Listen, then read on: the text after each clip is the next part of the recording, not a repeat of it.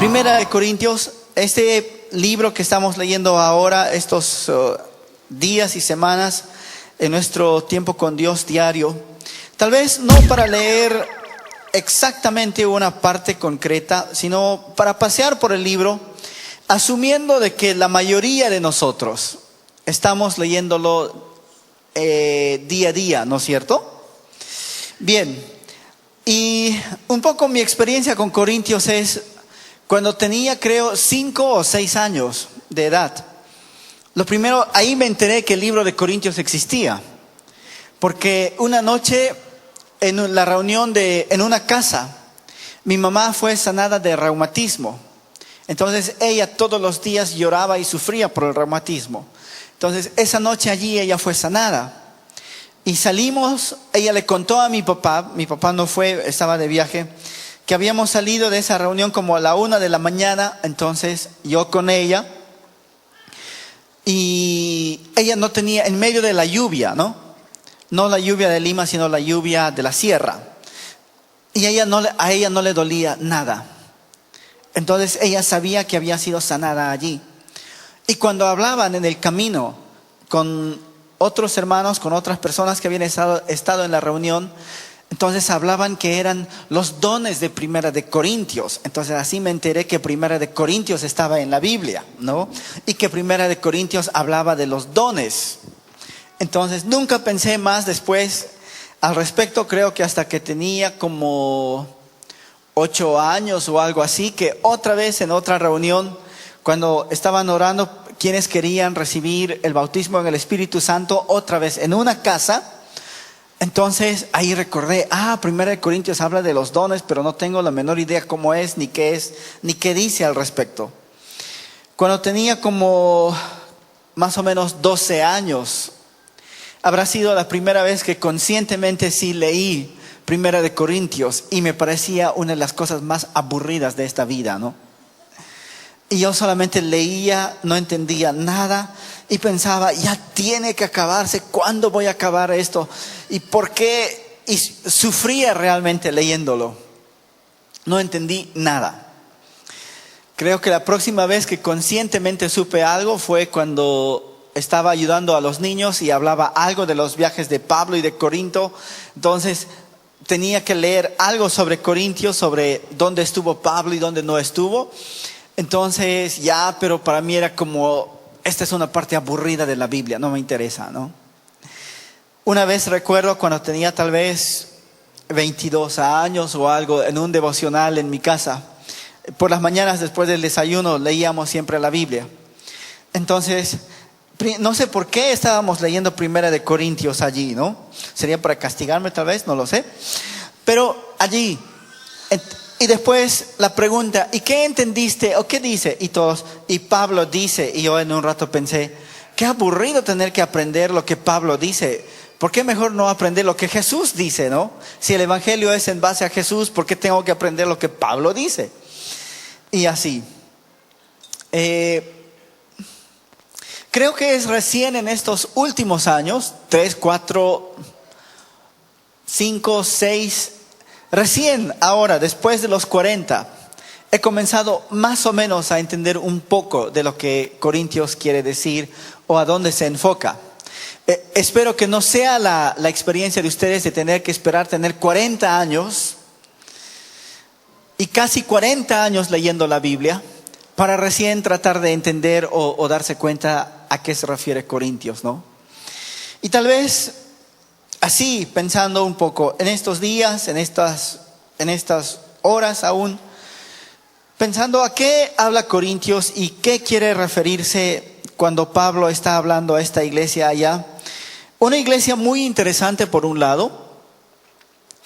Y Pablo hablando dice, como comienza al hablar en el verso 1, dice Pablo, apóstol de Jesucristo por la voluntad de Dios. Sóstenes también, este hermano, no era Demóstenes, pero Sóstenes, ¿no? A la iglesia de Cristo en Corinto y a todos aquellos santos que invocan el nombre de Dios. Entonces es para ti, es para mí también. Y tal vez no son las palabras literales de Jesús como en los evangelios, pero es este hombre Pablo llamado por Cristo, apóstol de Jesucristo, siervo enviado por Cristo, para hablarnos a nosotros también. Para hablar, sí, a los de Corinto en su situación particular, pero dice a todos estos santos en todo lugar que invocan el nombre del Señor. Entonces eso nos incluye a ti y me incluye a mí también. Y luego comienza a hablar y cuando Pablo habla a veces hay que leerlo 2, 3 veces para entender, ¿no? Bueno, en mi situación leer Corintios creo 45 veces o no sé cuánto, por lo menos tratar de leerlo una vez al año. Y Pablo es genial cuando habla, para enredarse y para enredarte también. Comienza a hablar de algo y no sabes de qué es exactamente y comienza a dar vueltas así como un remolino que va subiendo. Y de repente no sabes en qué momento va a disparar como un rayo a un lado y vuelve otra vez a su remolino. Y tiene el arte de casi siempre terminar en el punto donde comenzó, ¿no? Y Pablo comienza hablando en el verso 10 del capítulo 1. E impreso, porque cuando está impreso puedo rayar, subrayar, recortar los papeles y pegar, ¿no? Entonces cuando está aquí no me da pena hacer eso con la Biblia empastada. Entonces con la Biblia impresa es más fácil. Y en el verso 10 dice, os ruego pues, hermanos, por el nombre de nuestro Señor Jesucristo, que habléis todos lo mismo. Todos habléis lo mismo, pero no es solamente el sentido de aprender a hablar lo mismo, pero entender, yo creo, lo mismo, todos nosotros. Ustedes que invocan el nombre del Señor, aprendan a hablar y a entender lo mismo. Porque tiene sentido, ¿no?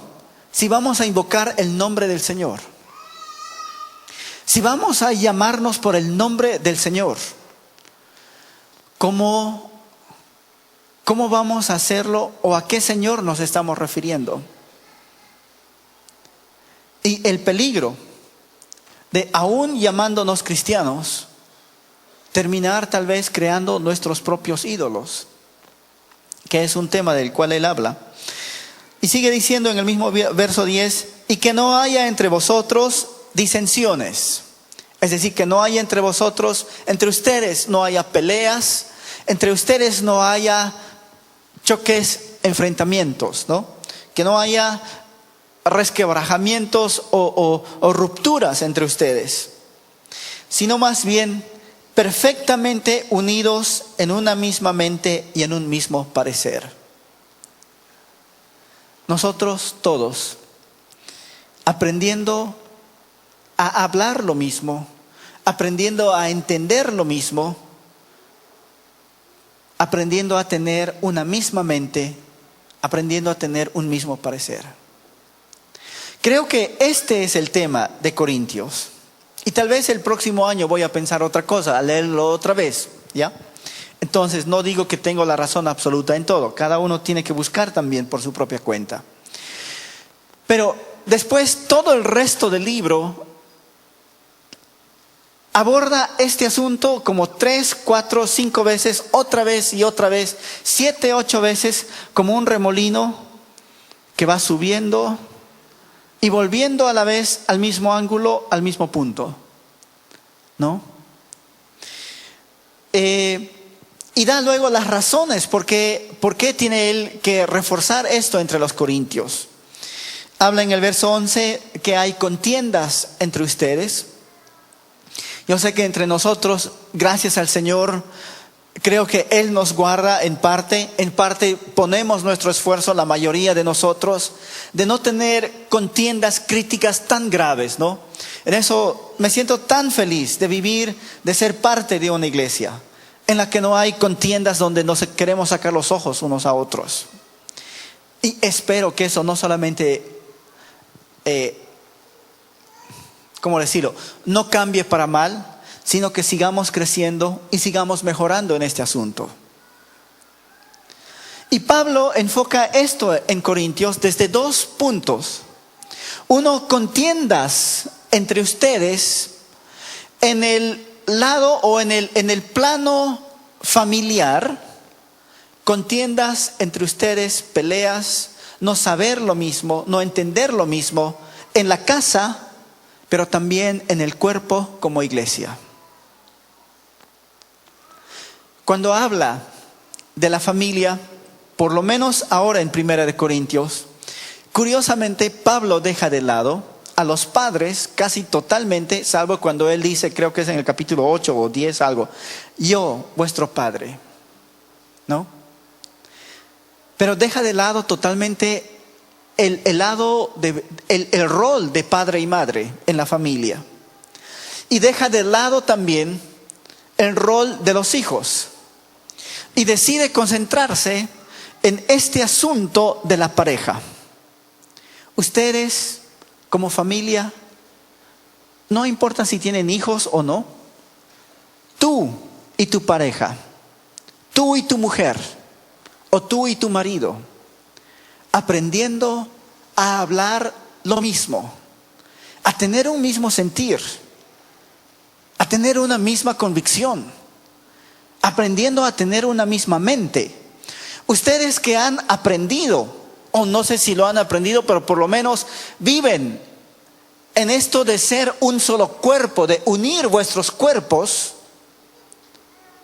ahora aprender también a tener una misma mente, un mismo parecer.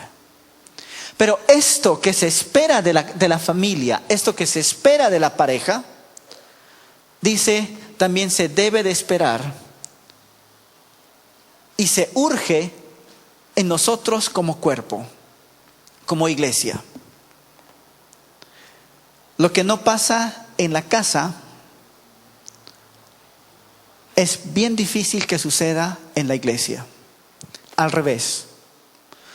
Lo que sucede en la casa, tarde o temprano, va a suceder en una forma natural en la iglesia.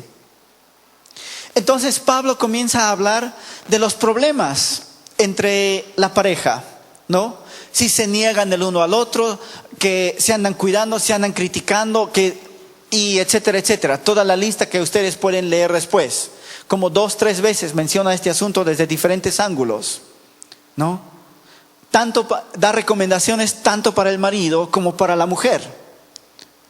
Esto que les tiene que enseñar y tiene que llevarles a una forma práctica de ser de un mismo parecer, de entender lo mismo y de hablar lo mismo.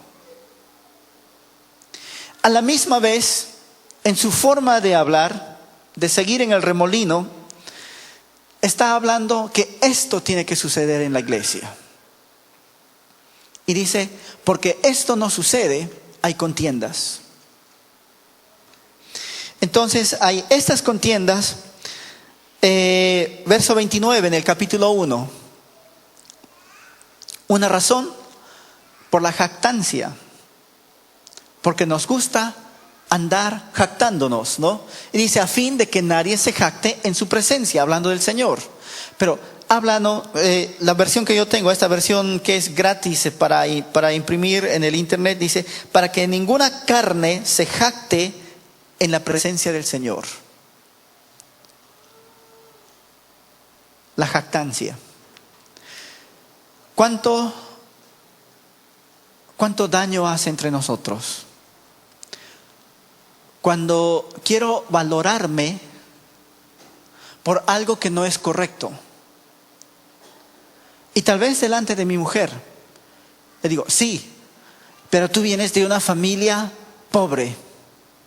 Sí, pero tú no fuiste a la universidad, no entiendes. O sí, tú quemas el arroz. O sí, además tú eres gorda. Y poner el valor en algo que no tiene que ver.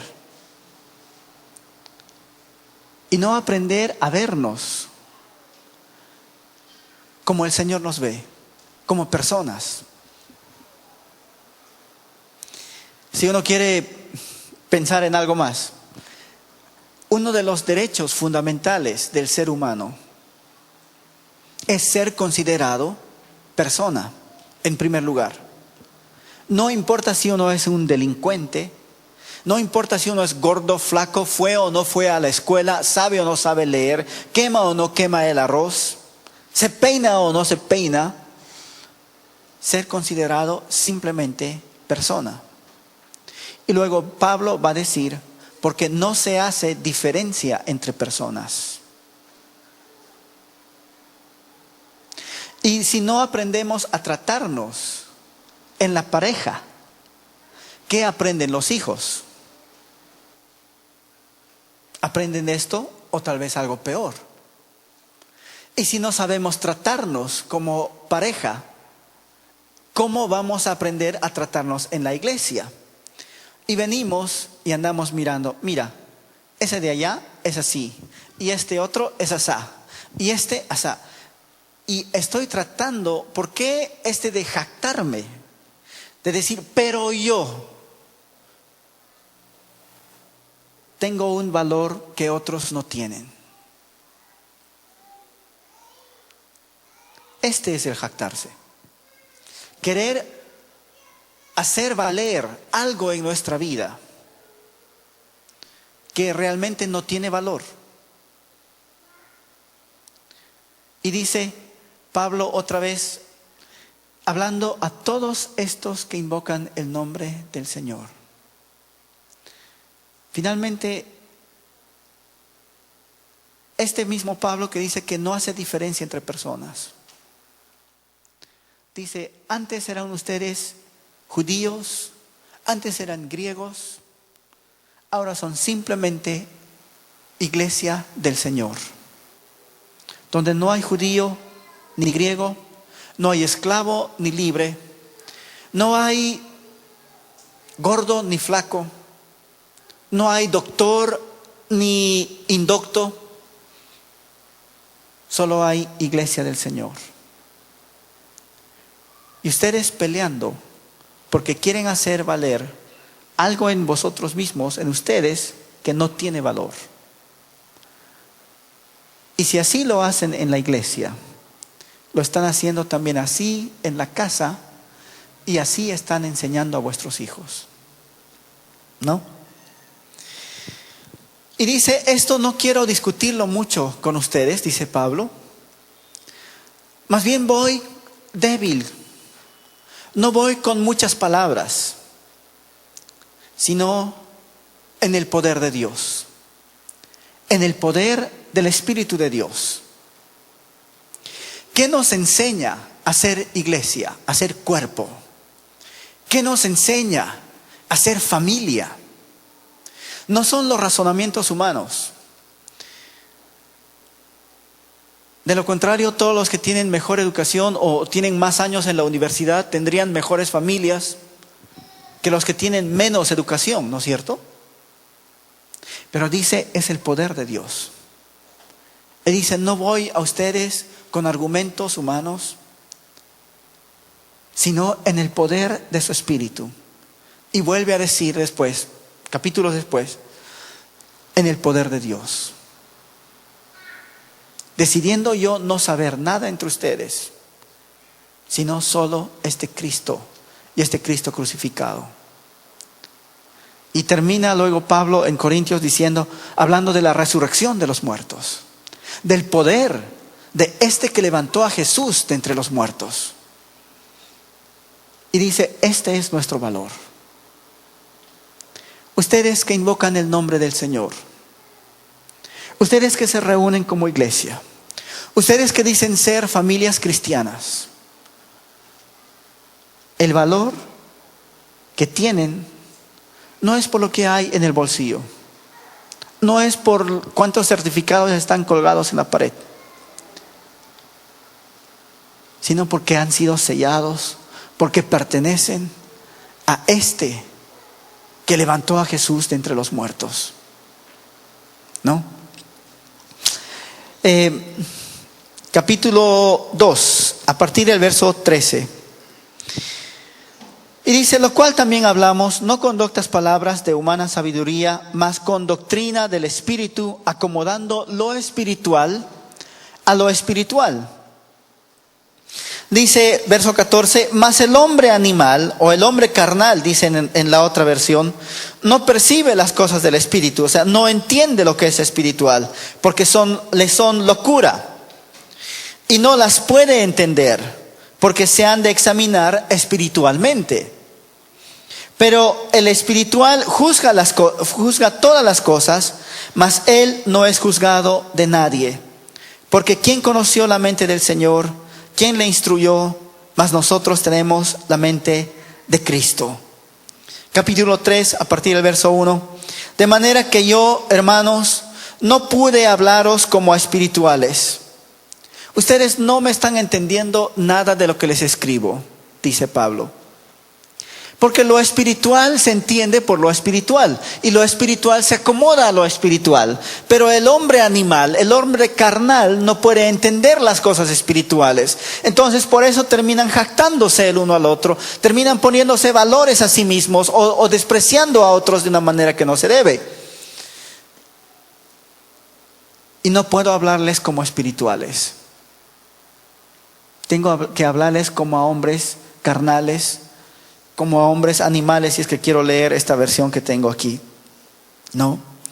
Y dice, como a niños en Cristo, dándoles de beber leche y no vianda sólida, porque aún no podíais ni pueden ahora entender esto. Entonces Pablo habla otra vez, este asunto de aprender a ser cuerpo, de aprender a ser familia, primero a los que no entienden, a los carnales, a los que se están jactando.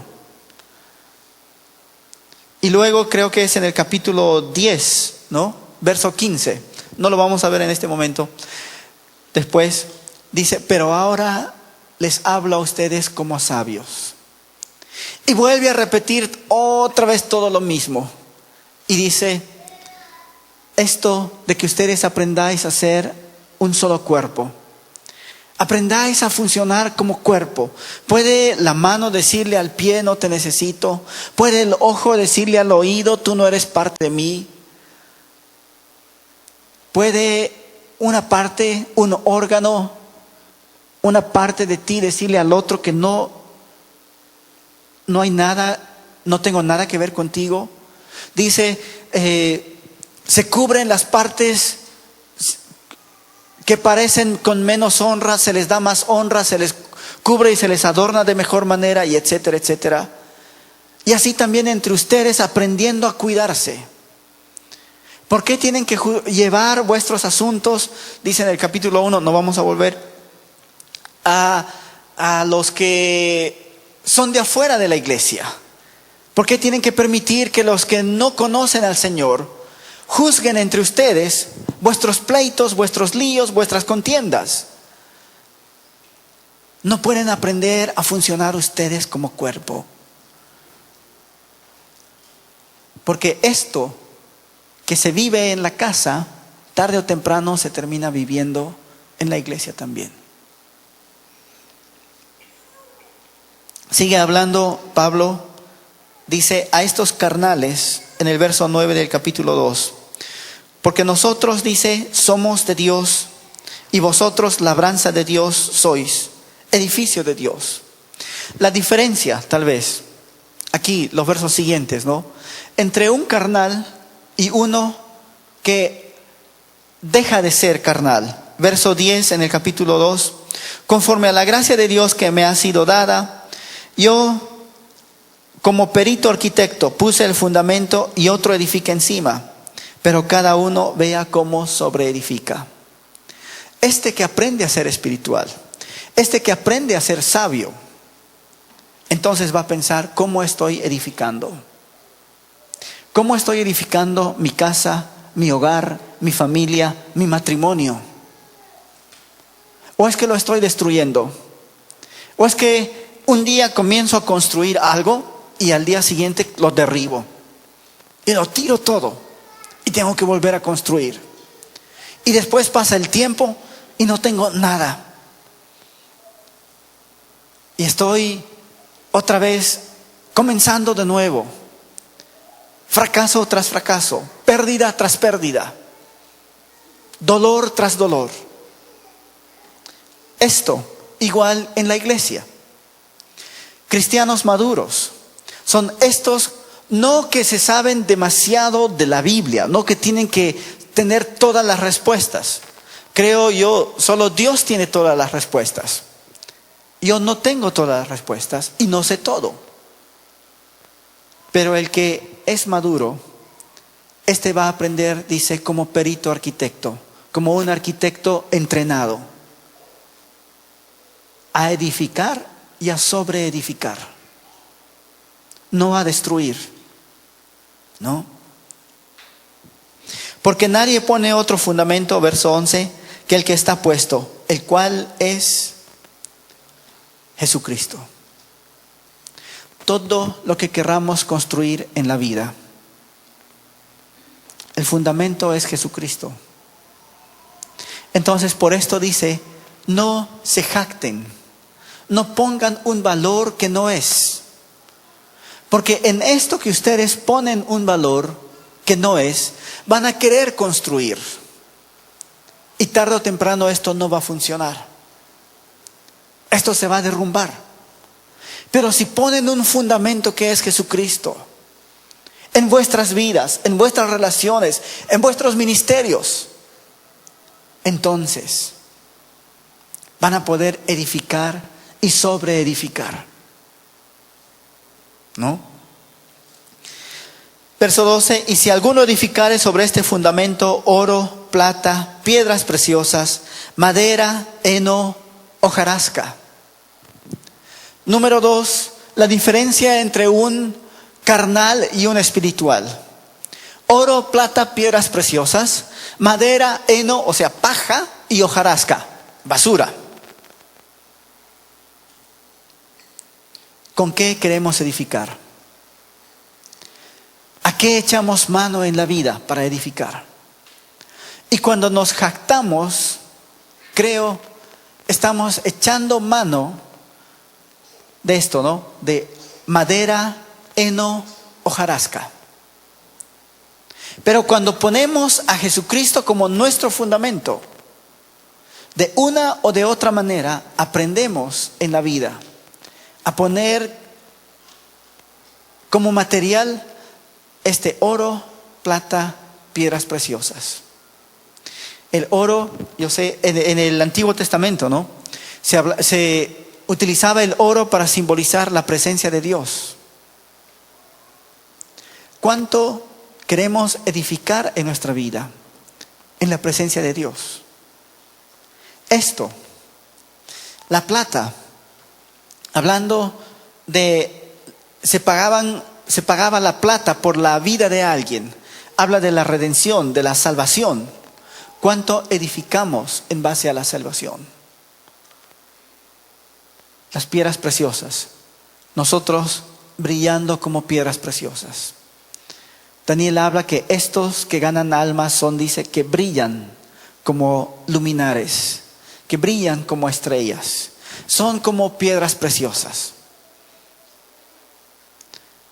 ¿Cuánto dedicamos nuestra vida, nuestro esfuerzo, aún nuestros bienes, para las cosas que valen la pena? En la iglesia sí, pero otra vez, en la familia. Estamos edificando con madera, heno, hojarasca, con basura, cosas provisionales, temporales solamente, para salir del rato y ya. ¿O estamos edificando en base a la presencia de Dios? El oro. Estamos edificando para la salvación de nuestra familia, la plata. Estamos edificando por el valor real de cada persona en nuestra familia, piedras preciosas. Porque dice que después la obra de cada uno va a ser probada por fuego. Y al ser probados por fuego, algunos van a sufrir gran pérdida. Entonces, este mensaje va a ser probado por fuego. Y mi vida va a ser probada por fuego. Y la música que cantamos va a ser probada por fuego, ¿no? Hace un tiempo, estaba hablando entre varios.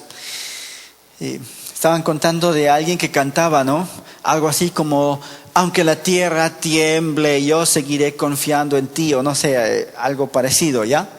Y de repente pasó un temblor. Y del segundo piso salió disparado, corriendo hasta el primer piso y al estacionamiento, chillando y gritando, ¿no? Y todos los demás se burlaron y le hacían bromas. Y no es que aunque la tierra tiemble, tú vas a confiar, y aunque la tierra tiemble, no sé qué cosa. Ahí está, pues la tierra ha temblado, ¿no? Y tal vez a veces en una forma así tan sencilla, lo que cantamos, lo que hablamos, lo que decimos, lo que pretendemos creer, va a ser probado. Y yo puedo cantar mucho y todo el día, y puedo componer poemas y canción tras canción, y puedo grabar un CD completo de aunque la tierra tiemble, confiaré en ti. Pero ¿de qué me sirve cuando la tierra tiembla y salgo corriendo, no? Y lo que estoy construyendo en mi casa va a ser probado por fuego. Así como aquello también que voy construyendo en la iglesia.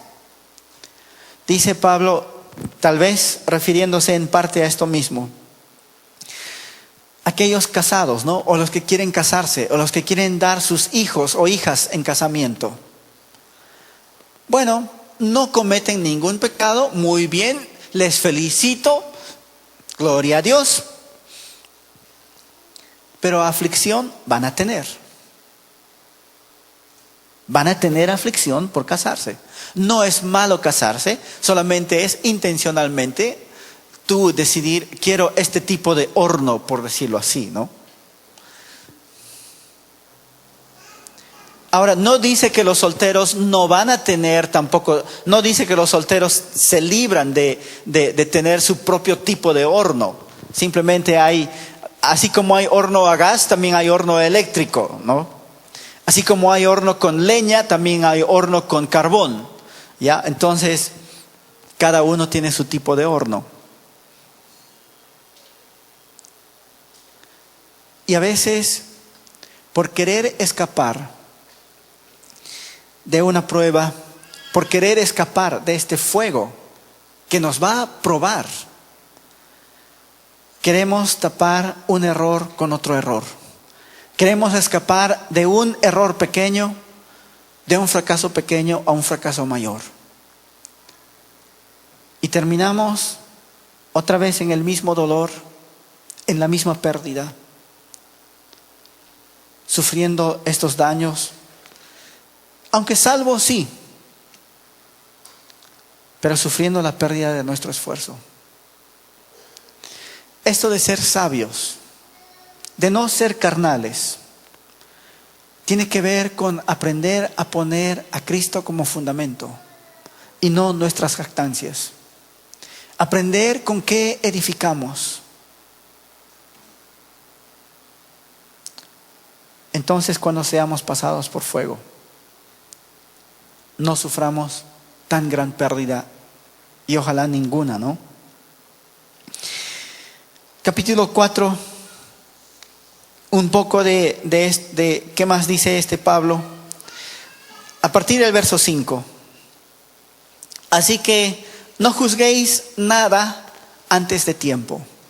Entonces ahora yo podría pararme aquí y decir, ay, la pastora Gloria, mira, ella está, tal cosa ha edificado en hojarasca.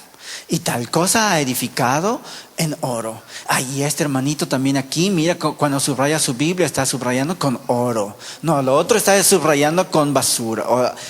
Uno a veces es tan precipitado para juzgar. Y Pablo dice en el capítulo 4, verso 5, no juzguéis nada antes de tiempo, antes que venga el Señor, el cual también va a aclarar, va a destapar lo que está oculto aún en las tinieblas. ¿Ustedes recuerdan esta parábola o esta enseñanza de Jesús? Que el trigo y la cizaña crecen junto, ¿sí? ¿No? ¿Y cómo es? A ver, cuéntenme la parábola. ¿Qué dice Jesús? Que no quites la cizaña. ¿Qué más? Que crecen ambas aparecen. ¿Qué más? Cuando esté lista se van a separar. Que ambas se parecen, ¿no? Y a primera vista no se puede saber la diferencia real. ¿Qué más dice? Dice, porque si tú quieres arrancar la cizaña, ¿qué va a pasar?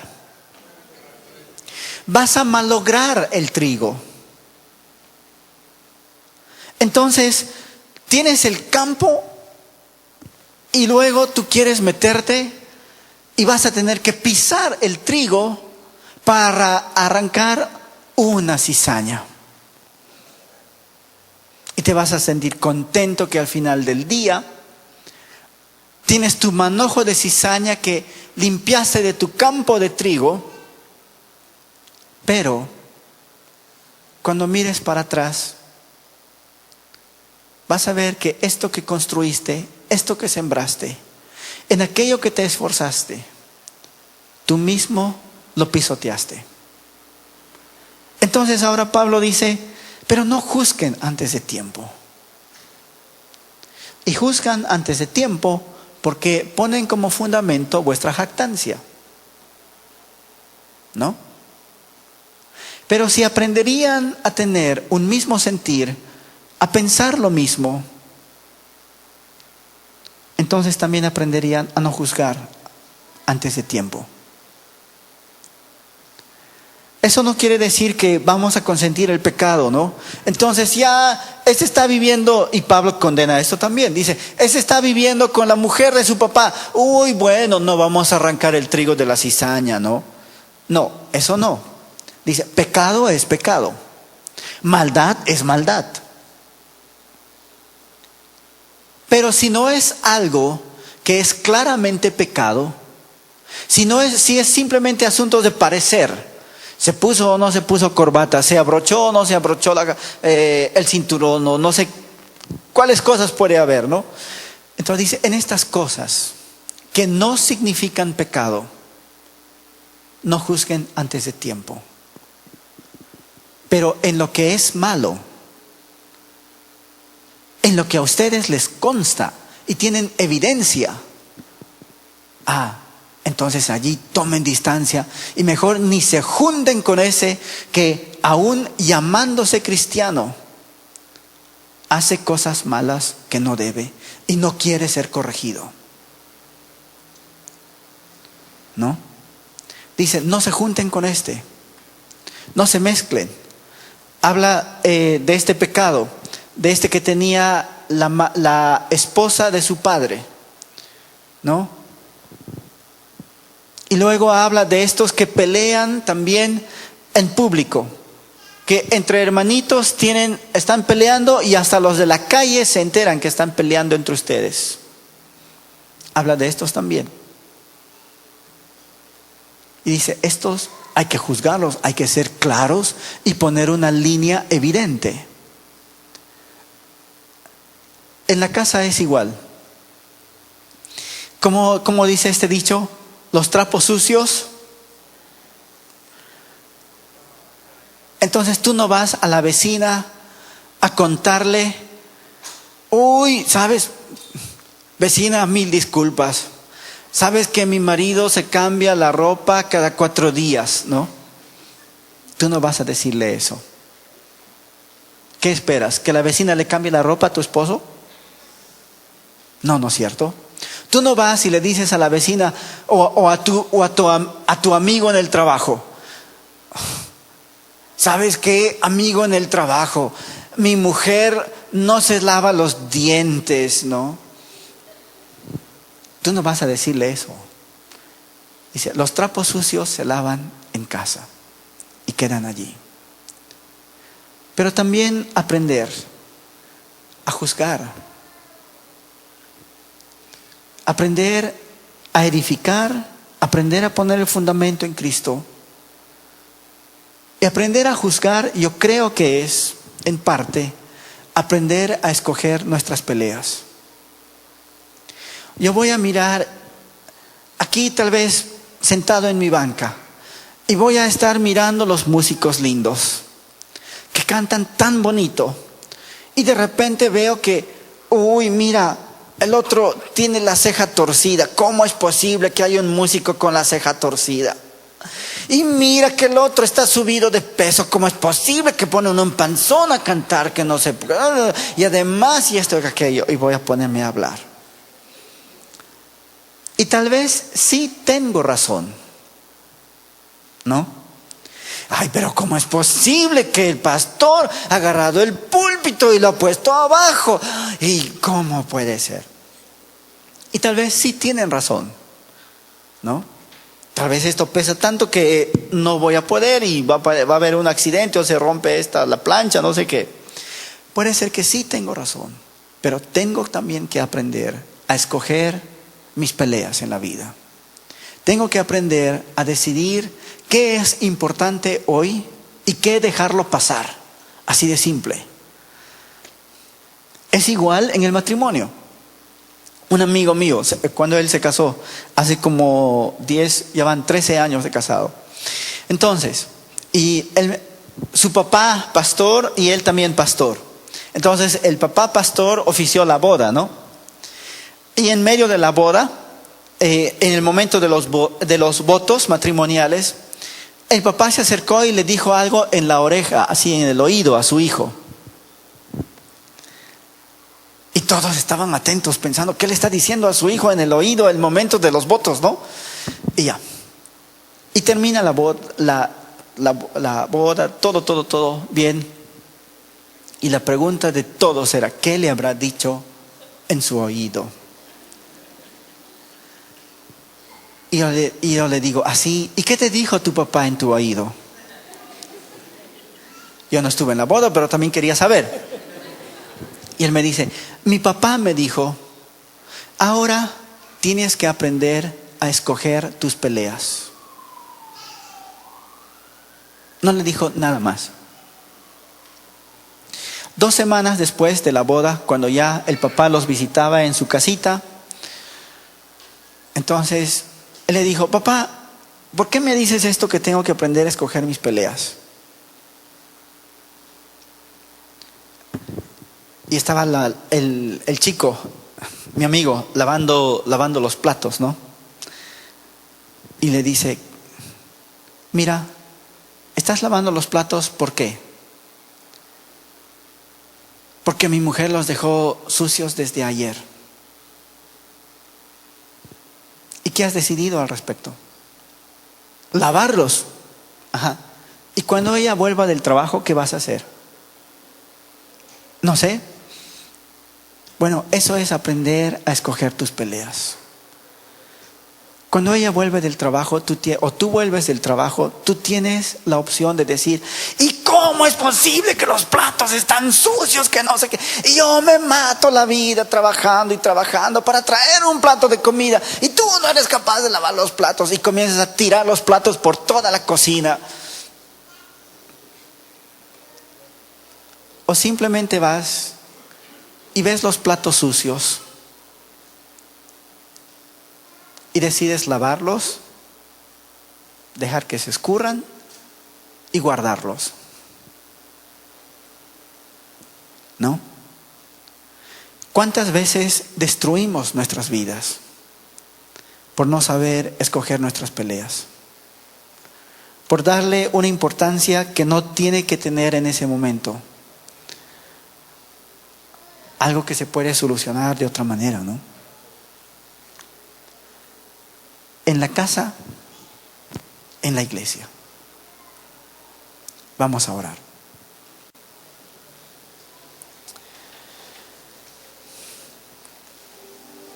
Padre, esta tarde nosotros queremos aprender a ser cuerpo. Queremos aprender a ser cuerpo en nuestras casas. Señor, que tú puedas guiarnos y tú puedas enseñarnos a cada uno cuál fuera nuestra situación, cuál fuera el tipo de horno que hemos escogido para esta vida, cuál fuera, Señor, el momento que nos toca vivir. Aprender en todo esto a ponerte a ti, Jesucristo, como nuestro fundamento. Allí en nuestra casa, en nuestras relaciones, pero también en nuestra iglesia. Te rogamos por esto, Padre Celestial. Señor, de constantemente revisar nuestras prioridades, nuestros valores. Que podamos construir claramente con aquello que vale la pena, que trae fruto y resultados permanentes, con oro, plata, piedras preciosas, con tu presencia, con vidas que pueden ser cambiadas, y aprender a mirar a cada uno como tú los ves, Señor, como piedras preciosas. Ayúdanos a dejar de ser niños fluctuantes, cambiantes. Ayúdanos a dejar de ser niños jactanciosos, berrinchosos, pleitistas. Señor, ayúdanos a escoger nuestras peleas. Que nuestras peleas sean tus peleas, tus luchas, y no nuestras prioridades. Enséñanos a ser maduros, Señor. Enséñanos a crecer. Yo te ruego esto en el nombre de Jesús. Y tal vez entre nosotros hay alguien que no ha sabido cómo construir su vida. Alguien que no ha sabido poner a Cristo Jesús como el fundamento de su vida, o como el fundamento de su futuro. Alguien entre nosotros que no ha sabido poner a Cristo Jesús como el fundamento de su casa, de su hogar. Y hoy, cuando tiene que enfrentar el dolor y la pérdida, no sabe qué hacer. Tal vez alguien entre nosotros que tiene que sufrir hoy el no haber sabido escoger sus batallas, y al final ha sufrido pérdidas, y ahora quiere comenzar y decirle al Señor: Señor, yo quiero que tú seas el fundamento en mi vida, y quiero edificar con oro, plata y piedras preciosas en cada área de mi vida, en mi futuro, en mi hogar, en mi relación personal contigo.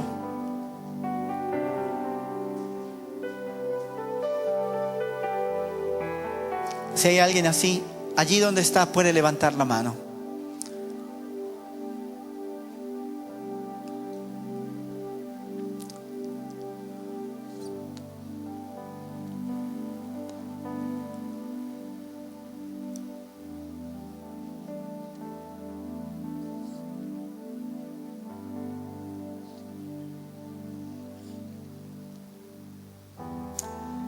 Gracias, Señor, tú conoces el corazón de cada uno, y tú conoces la situación y la vida de cada uno, la mía y la de todos los que estamos aquí. Yo te ruego que tú puedas seguir obrando en nosotros conforme al poder de tu Espíritu, conforme al poder de tu palabra, de tu presencia. Y sea este mismo poder que levantó a Jesús de entre los muertos, Señor, librándonos del fracaso, de la pérdida, de no saber edificar. En el nombre de Jesús. Amén. Y si alguien al final de la reunión quiere hablar o tiene necesidad, puede por favor acercarse a la salida a cualquiera de las personas que tiene uno de estos broches, o también los esperamos en el tercer piso, en el último piso, con todo gusto. Dios les bendiga.